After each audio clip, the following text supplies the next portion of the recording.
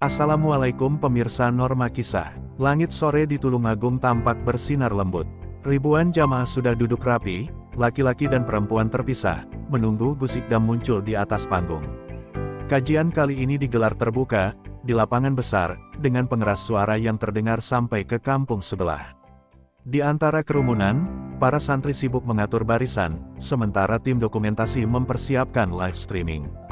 Gus Ikdam pun naik ke atas panggung dengan senyuman khasnya, menyapa jamaah dengan suara lantang dan candaan khas yang membuat semua tertawa. Kajian dimulai dengan pembacaan sholawat, gema cinta Rasul menggema di udara. Suasana begitu damai, hingga tak ada yang menyangka bahwa momen tak biasa akan segera terjadi.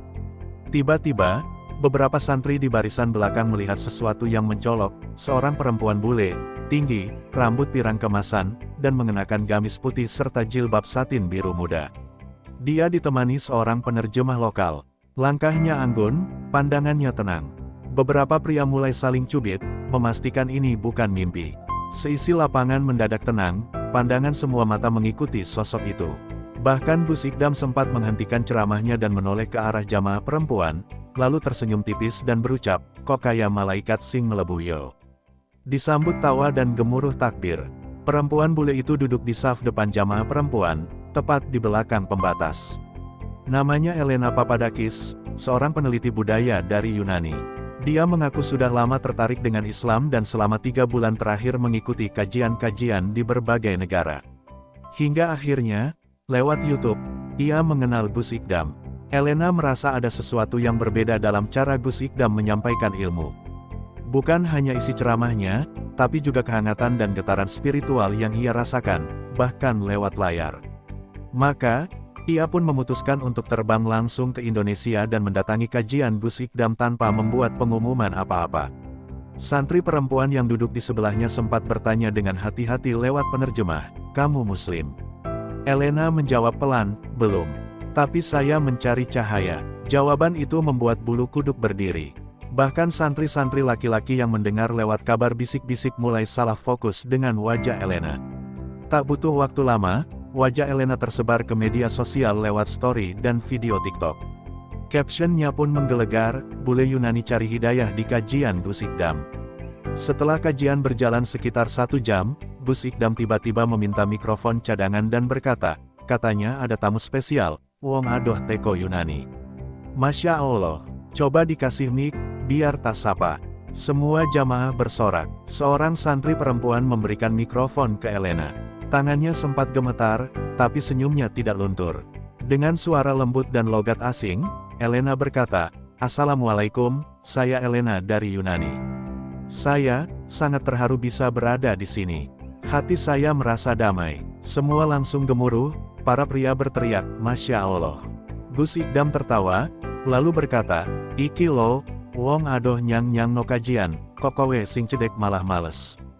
Jamaah tertawa, tapi juga tersentil. Elena tersenyum dan menunduk. Gus Ikdam lalu mengajak semua mendoakan Elena agar diberi hidayah dan petunjuk oleh Allah SWT. Seketika suasana menjadi haru. Gus Ikdam menutup kajian dengan doa panjang, dan kali ini, doa itu terasa lebih dalam. Banyak yang meneteskan air mata. Beberapa jam setelah kajian, media sosial langsung meledak. Video kedatangan Elena sudah tersebar di TikTok, Instagram, bahkan YouTube. Tagar-tagar bule di kajian Gus Ikdam langsung trending. Komentar bermunculan, dari yang memuji kecantikan Elena, sampai yang mendoakan semoga dia masuk Islam. Santri-santri pria mulai iseng membuat video duet dengan Elena, padahal mereka hanya ngedit wajahnya jadi seolah berbicara dengan mereka. Yang lebih parah, ada juga yang nekat mengirim DM ke akun Elena yang baru saja dibuat khusus untuk dakwah dan catatan perjalanannya. Meski begitu, Elena tidak marah.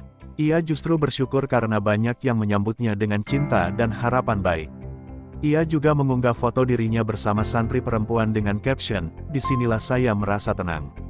Sementara itu, di pondok, Gus Ikdam hanya bisa geleng-geleng kepala sambil tertawa melihat betapa melelehnya para ikhwan. "Baru bule wae melebu, wis podo dari seniman kabeh," candanya. Elena kemudian diundang secara khusus untuk mengunjungi pondok pesantren tempat Gus Ikdam mengajar. Kali ini, pengamanan lebih ketat. Semua santri dilarang mendekat kecuali yang sudah ditunjuk, demi menjaga adab dan suasana. Namun tetap saja, suasana pondok terasa berbeda. Beberapa santri pria pura-pura lewat depan aula, padahal ingin melihat sekilas Elena. Ada juga yang sengaja memperbaiki serban lebih rapi dari biasanya. Santri perempuan justru lebih tenang dan fokus, karena mereka yang banyak mengobrol langsung dengan Elena. Gus Ikdam lalu memberikan Elena sebuah mushaf Al-Quran terjemahan bahasa Inggris dan bahasa Arab. "Semoga ini menjadi teman perjalananmu mencari Tuhan," ujarnya. Elena menerima dengan mata berkaca-kaca. Ia pun berkata, "Saya merasa seperti menemukan keluarga di sini. Dan saya ingin belajar lebih dalam." Kalimat itu membuat semua orang terdiam. Aura keikhlasan Elena begitu terasa. Malam harinya, Elena mengikuti zikir dan doa malam bersama santri perempuan. Di tengah hening malam, ia menangis dalam sujud panjang, pertama kali dalam hidupnya. Ia tidak bisa membaca semua bacaan salat, tapi hatinya penuh dengan rasa cinta dan damai. Santri-santri yang melihat momen itu ikut menangis. Mereka merasa seperti menyaksikan lahirnya kembali seorang manusia yang mencari cahaya. Di luar, santri laki-laki juga larut dalam zikir, entah karena khusyuk atau karena tahu bahwa si bule sedang menangis dalam sujud. Gus Ikdam, ketika diberi kabar oleh ustazah yang mendampingi Elena, hanya tersenyum. Hidayah itu mahal, dan gak semua orang siap menerimanya seperti dia. Beberapa hari kemudian, Elena resmi mengucapkan syahadat di depan Gus Ikdam dan jamaah. Momen itu dilakukan setelah kajian khusus, dan semua yang hadir menyaksikan langsung dengan takbir menggema. Tangis haru pecah di mana-mana. "Saya bersaksi bahwa tiada Tuhan selain Allah, dan Nabi Muhammad adalah utusan Allah," ucap Elena dengan suara berat karena menahan tangis. Gus Ikdam langsung memeluknya dari jarak aman, dengan wajah penuh syukur. Nama Elena pun berubah menjadi Nur Elena. Ia mengaku ingin tinggal lebih lama di Indonesia untuk memperdalam Islam dan bahkan tertarik menjadi santri. Setelah masuk Islam, Elena makin dikenal. Kali ini bukan hanya santri, tapi juga pria-pria dari luar pondok mulai memberanikan diri mengirim surat lamaran. Beberapa ada yang serius, bahkan membawa keluarga untuk melamar Elena secara langsung ke pondok. Gus Ikdam akhirnya membuat pengumuman lucu di kajian, "Sudahlah, sing penting kon ngaji bener. Cintamu belum tentu sampai ke Nur Elena, tapi cintamu ke Allah pasti sampai." Jamaah tertawa, tapi banyak yang masih berharap. Elena sendiri hanya menjawab dengan senyum, "Saya masih ingin belajar. Jodoh itu nanti. Sekarang saya sedang jatuh cinta pada Islam." Kisah Elena akhirnya diliput media internasional. Banyak yang terinspirasi oleh perjalanan spiritualnya. Dari seorang peneliti budaya, ia menemukan keindahan Islam lewat kajian yang sederhana tapi penuh cinta. Elena mulai menulis buku tentang perjalanannya, dan buku itu diberi judul, From Athens to Tulungagung, My Journey to Light. Nama Gus Ikdam disebut sebagai sosok yang membantunya membuka hati. Kajian Gus Ikdam pun makin dikenal, bukan hanya di Indonesia, tapi juga dunia. Banyak bule lain yang mulai tertarik mengikuti ceramah-ceramah beliau. Banyak yang berharap Gus Ikdam menikahi Elena, tapi beliau dengan tegas berkata, "Tugas saya bukan menikahi setiap orang yang masuk Islam. Tugas saya membimbing mereka." Elena pun menghormati itu. Ia tetap belajar di pondok, hidup sederhana, dan tak pernah merasa istimewa. Tapi cintanya pada Islam tumbuh makin dalam. Setelah resmi menjadi mualaf, Nur Elena memilih tinggal di lingkungan pondok pesantren. Ia tidak mengambil kamar khusus atau fasilitas istimewa, melainkan hidup seperti santri lainnya, bangun subuh, ikut pengajian, cuci baju sendiri, makan di dapur umum. Santri perempuan terkejut melihat kerendahan hatinya. "Aku nggak ngangka bule bisa sekuat itu," bisik seorang santri. Elena hanya tersenyum, belajar setiap hari menulis huruf hijaiyah, menghafal surat pendek, dan bahkan mulai belajar memasak makanan Indonesia. Gus Ikdam memantau perkembangannya dari jauh. Ia sengaja membiarkan Elena membaur tanpa banyak campur tangan, agar semua terasa alami. Namun diam-diam, beliau sering mendoakan Elena dalam sujudnya. Nama Nur Elena mulai dikenal sebagai santri cahaya, karena wajahnya selalu berseri dan hatinya penuh keinginan untuk memahami Islam lebih dalam. Ketika Nur Elena mulai tenang dengan kehidupannya, sebuah godaan datang. Seorang pemuda kaya asal Jakarta, pengusaha muda, datang ke pondok dengan niat melamar Elena. Ia membawa hadiah mahal dan janji untuk membangun masjid atas nama Elena. Namun Gus Ikdam menolak dengan halus. Hidayah bukan untuk ditukar dengan dunia, katanya. Elena juga menolak, saya belum siap. Cinta saya saat ini hanya untuk belajar dan memperbaiki diri. Keputusan itu membuat Gus Ikdam bangga. Ia tahu Elena benar-benar serius mencari ridha Allah, bukan popularitas. Jamaah pun makin hormat pada Nur Elena, melihat keteguhan hatinya. Suatu sore, Elena menerima surat dari ayahnya di Yunani. Sang ayah yang awalnya menolak keputusannya masuk Islam, kini mulai melunak setelah melihat wawancara Elena di televisi. Dalam suratnya, sang ayah menulis, "Aku masih tak paham agamamu, tapi aku mulai melihat cahaya di wajahmu. Mungkin ini kebenaran yang kamu cari." Elena menangis membaca surat itu. Ia merasa doanya mulai dijawab. Ia menulis balasan, mengundang ayahnya datang ke Indonesia dan melihat sendiri kehidupan pesantren. Gus Ikdam berkata padanya, "Berdoalah terus. Mungkin nanti ayahmu juga akan datang mencari cahaya." Suatu malam, Elena sakit demam tinggi. Para santri merawatnya dengan penuh kasih. Beberapa hari kemudian, ia sembuh tapi kehilangan sebagian ingatannya tentang pelajaran yang sudah dipelajari. Bukannya putus asa, Elena malah semakin semangat. Ia berkata, "Mungkin ini cara Allah mengajarkanku untuk lebih sabar." Ucapannya membuat para santri menangis. Mereka merasa seperti sedang belajar dari seseorang yang baru mengenal Islam, tapi sudah dewasa dalam iman. Gus Ikdam datang menjenguk dan memberikan sepotong kayu siwak. "Pakai ini peninggalan sunnah. Semoga kamu diberi kekuatan seperti para sahabat Nabi." Setelah beberapa bulan, doa Elena terkabul. Ayahnya datang ke Indonesia. Pria tua berambut perak itu berdiri di depan gerbang pondok, matanya menatap penuh haru saat melihat putrinya mengenakan jilbab dan menyapu halaman bersama santri lainnya. Elena memeluk ayahnya sambil menangis. Ayahnya berkata pelan, "You look more beautiful now, my daughter."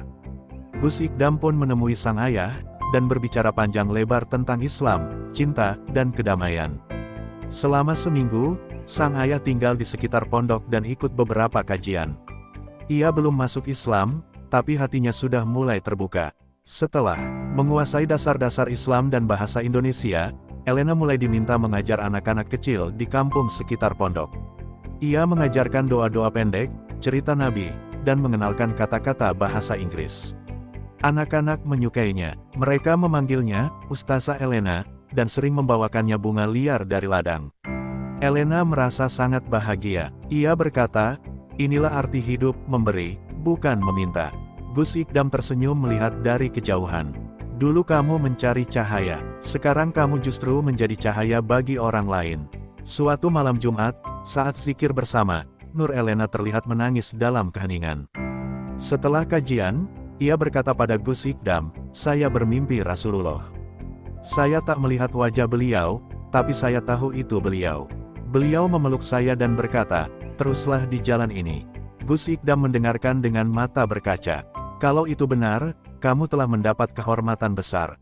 Jagalah hatimu dan istiqomahlah." Kabar tentang mimpi Elena menyebar cepat. Banyak yang makin kagum, tapi Elena tetap rendah hati. "Saya hanya wanita biasa yang sedang belajar." Beberapa organisasi internasional mulai menawarkan Elena posisi sebagai duta perdamaian, duta mualaf dunia, dan bahkan pekerjaan dengan gaji besar.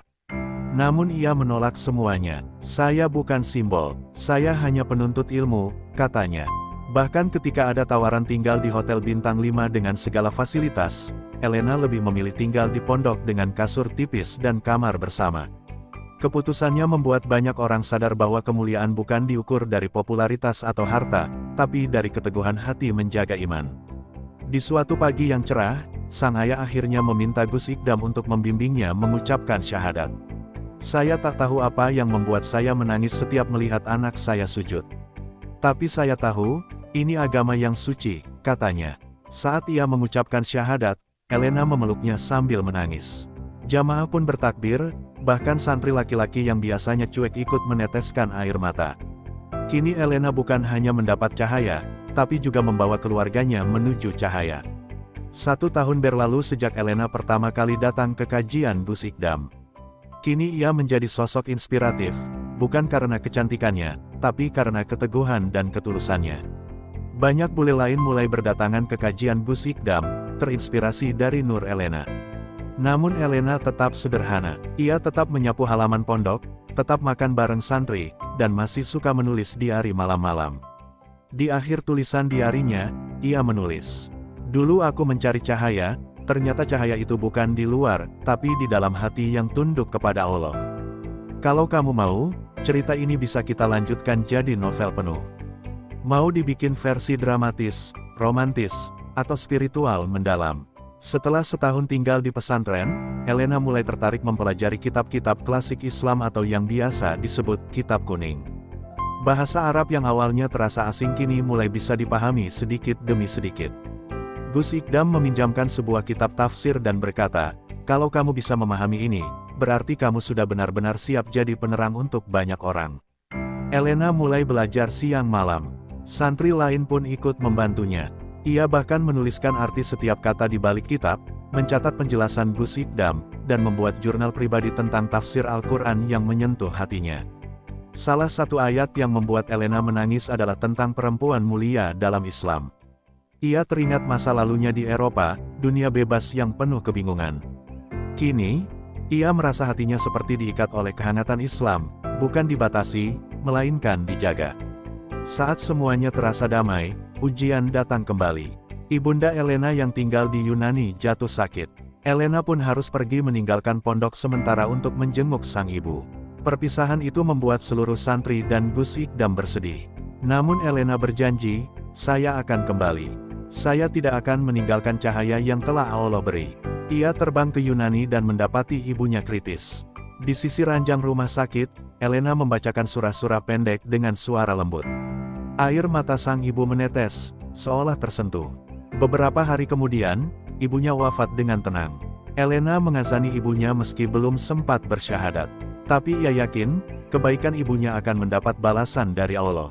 Ia kembali ke Indonesia dengan mata sembab, tapi jiwa yang jauh lebih kuat.